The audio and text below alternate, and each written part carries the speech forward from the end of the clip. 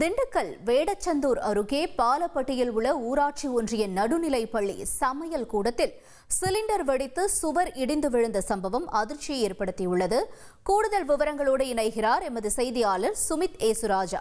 சுமித் ஏசுராஜா, வணக்கம். இப்ப இந்த விபத்தால அங்கு யாரேனும் பாதிக்கப்பட்டிருந்தாங்களா? தொடர்ந்து அங்க இருக்கக்கூடிய சூழல் என்ன? விவரங்களை பதிவு செய்யுங்க.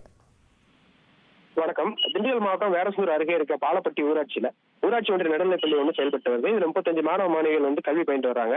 இன்னைக்கு காலையில காலை சிற்றுண்டி சமைப்பதற்காக சமையலர் லட்சுமி என்பவர் கேஸ் சிலிண்டரை பத்த வச்சிருக்காரு. அப்ப திடீர்னு கேஸ் கசிவு ஏற்பட்டு தீ பிடிச்சிருக்கு.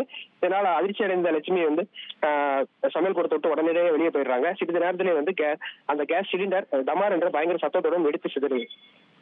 இதுல அந்த சமையல் கூட கட்டிடம் முழுவதும் சேதமடைஞ்சிருக்கு. சுவரும் இடிந்து விழுந்துருது. நல்வாய்ப்பா காலை அதிகாலை நேரம் என்பதால் பள்ளிக்கு மாணவர்கள் யாரும் வரல. அதனால பெரும் அசம்பாவிதம் தவிர்க்கப்பட்டது. யாருக்கும் காயங்கள் இல்லை.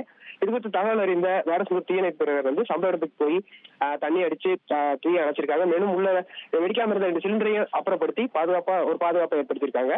மேலும் இது குறித்து தகவல் இருந்த வேடசந்தூர் எம்எல்ஏ காந்திராஜன் சம்பவ இடத்துக்கு போய் ஆய்வு செஞ்சு தற்சமய சமையலுக்கு மாற்று இடம் ஏற்பாடு பண்ணி கொடுத்திருக்காரு. மேலும் இடிஞ்ச கட்டிடத்தை அப்புறப்படுத்தி புதிய கட்டிடம் கட்டுவதற்கு அதிகாரிகளுக்கு உத்தரவிட்டிருக்காரு. தகவல்களுக்கு நன்றி சுமித். ட்ரெண்ட ஃப்ரெண்ட் ஆக்கிக்கோங்க. 2.5 கோடிக்கும் அதிகமான தந்தி டிவியின் சப்ஸ்கிரைபர்ஸ் அண்ட் ஃபாலோவர்ஸ் குடும்பத்துல நீங்களும் இணையுங்க.